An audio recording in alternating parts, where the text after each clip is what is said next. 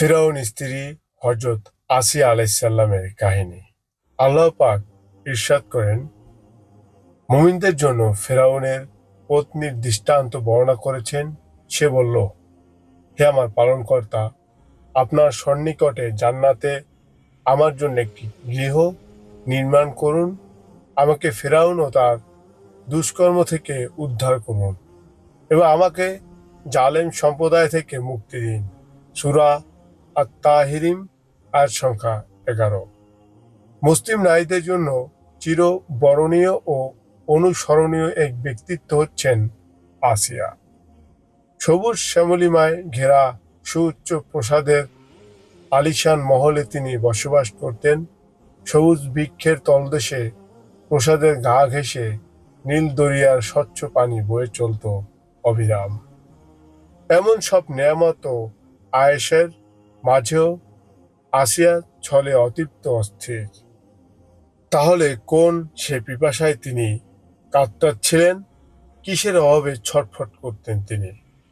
আল্লাহ পাকের কাছে আসিয়া কাতর দোয়া করেছিলেন, তিনি যেন তার স্বামীর দুষ্কর্ম থেকে তাকে হেফাজত করেন, তার জুলুমবাজ কওমের হাত থেকে রেহাই দেন তাকে। তিনি আরো বলেছিলেন, তার স্বামীর পৃষ্ঠপোষকতায় যে পাপের রাজ্য কায়েম হয়েছে, সেখান থেকে বের হতে তিনি উদগ্রীব হয়ে পড়েছেন। অথচ এক সময় তিনি স্বামীর খুব ঘনিষ্ঠ ছিলেন, হৃদয় জুড়ে ছিল তার ভালোবাসা। তাহলে তার এই অভিযোগের প্রেক্ষাপট কি? ফেরাউন তার সুউচ্চ রাজপ্রাসাদ, সুদূর বিস্তৃত সাম্রাজ্য, অপ্রতিদ্বন্দ্বী বাদশা ছিল। সে ছিল ভীষণ কঠোর প্রকৃতির ও পাষাণ দিল। নির্বাচারে প্রজা সাধারণের উপর সে জুলুম করত, অত্যাচারে জর্জরিত করত তাদের। ফেরাউন স্বেচ্ছাচারিতার চরম সীমায় পৌঁছে গিয়েছিলেন। অত্যন্ত অহংকার ও গর্ব করে বেড়াত সে। বনি ইসরায়েল ছিল তার অবৈধ অত্যাচারের নিশানা। তারা নির্মম নির্যাতনের শিকার হয়ে অত্যন্ত কষ্টের ভেতর দিয়ে ফেরাউনি রাজ্য জীবনযাপন করেছিল। বিপদ মুসিবত ধৈর্য ধরা ছাড়া তাদের কিছুই করার ছিল না। একদিন রাজ দরবারের প্রধান জ্যোতিষী ফেরাউনের কাছে এসে বলল, বাদশাহ নামদার, অচিরেই বনি ইসরায়েলের মাঝে একজন সন্তান জন্ম নিবে। তার হাতে আপনার সাম্রাজ্যের পতন অনিবার্য। জ্যোতিষীর এই সংবাদ বনি ইসরায়েলের উপর অত্যাচারের আগুনে ঘি ঢেলে দিল। ফেরাউনের পাষণ্ডতা উতলে উঠল। জ্যোতিষীর এই অসহায়হীন কথায় তার উন্মত্ততা বেড়ে গেল কয়েক গুণ। নিজেকে একটু প্রবাদ দেওয়ার জন্য, মনটাকে একটু সুস্থির করার জন্য বনি ইসরায়েলের উপর জুলুমের মাত্রা বাড়িয়ে দিল।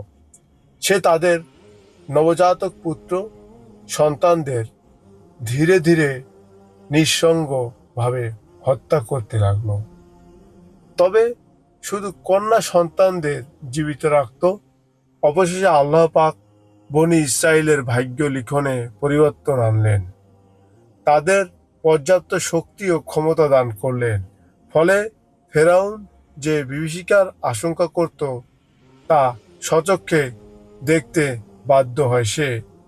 লোমহর্ষক এই ঘটনার শুরুটা খুবই অলমধুর।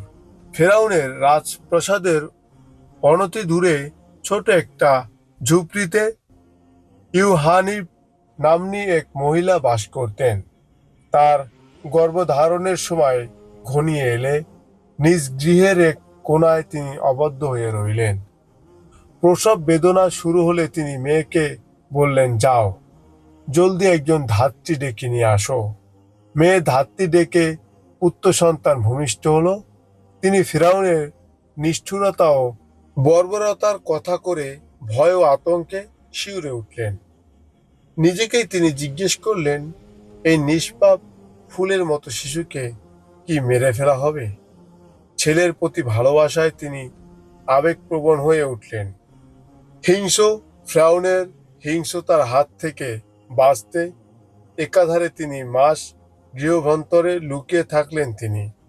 এজন্য ইউহানিব প্রতিটি মুহূর্তে চিন্তা ও আতঙ্কের মধ্যে দিয়ে অতিবাহিত করতেন। নিজের প্রতি নয়, ছেলের মূসার প্রতি ভয় ও ভালোবাসায় তিনি গভীর চিন্তিত হয়ে পড়লেন। তবে আল্লাহ পাক তার সহায় ছিলেন। তিনি তাকে নির্দেশ দিলেন, এই শিশুটির জন্য একটি কাঠের সিন্দুক তৈরি করো। তারপর তাকে সিন্দুকের ভেতরে ভরে নীল দরিয়ায় ভাসিয়ে দাও। আর তোমার মেয়েকে সিন্দুকের অনুসরণ করে নীল নদের পাড় দিয়ে চক্কর দিতে বলো। ওই ঐশী আদেশ পেয়ে মূসা জননীর চিত্ত প্রশান্ত হলো। মন থেকে সব ডর ভয় মুছে গিয়ে অনেকটা নিশ্চিত হয়ে তিনি সুন্দর একটি সিন্দুক বানানো হলো। ইউহানিব নয়নের মণি মূসাকে সেখানে রেখে দিয়ে মেয়েকে বললেন, সিন্দুকটি মাথায় করে নীল নদের ঘাটে নিয়ে যাও। চতুর মেয়ে সবার চোখে ফাঁকি দিয়ে কাজ সম্পন্ন করলেন। ইউহানিব সন্তান সমেত সিন্দুকটি নীল নদে ভাসিয়ে দিলেন। প্রবাহমান নদীর ঢেউয়ের আঘাতে আঘাতে সিন্দুকটা এগিয়ে চলল। সন্তানকে আল্লাহর হাতে সঁপে দিয়ে অশ্রুসিক্ত নয়নে মা জননী ঘরে ফিরলেন। মেয়েকে পাঠিয়ে দিলেন সিন্দুকের পেছনে পেছনে। নদীর ফলস্রোতে ভাসতে ভাসতে সিন্দুকটি ফেরাউনের মর্মর নির্মিত সুদৃশ্য সিঁড়ির গোড়ায় এসে থামল। ফেরাউনের স্ত্রী, কন্যা, সেবিকারাও এখানে বসে নদীর শীতল হাওয়ায় গা জুড়াত। প্রসাদের এই খিড়কিটি দিয়ে আসিয়াও সিন্দুকটি দেখতে পেলেন। বাচ্চা সহ সিন্দুকটি উপরে তুলে নিয়ে আনা হলো। ফেরাউনের সিপাহী ও প্রহরীরা আশেপাশেই ছিল। তাদের সবার হাতে শিশু হরণের যাবতীয় অস্ত্র ও হাতিয়ার উন্মুক্ত হয়ে রয়েছে। তাদের কাজই ছিল বনি ইসরায়েলের ঘরে কোনো নবজাতকের সন্ধান পেলেই তারা খুন করত, তারা দুনিয়া থেকে চির বিদায় করে দিত। সম্মানিত শ্রোতাবৃন্দ, হযরত আসিয়া আলাইহিসসালামের জীবনী সম্পর্কে আজকে সংক্ষিপ্ত আকারে জানতে পারলাম। আগামী পর্বে দ্বিতীয় পর্ব দেখাবো মূসা আলাইহিসসালাম কিভাবে ফিরআউনকে ধ্বংস করে দিয়েছিল। আজকে পর্যন্ত সবাই ভালো থাকুন, সুস্থ থাকুন। আসসালামু আলাইকুম ওয়া রাহমাতুল্লাহি ওয়া বারাকাতুহু।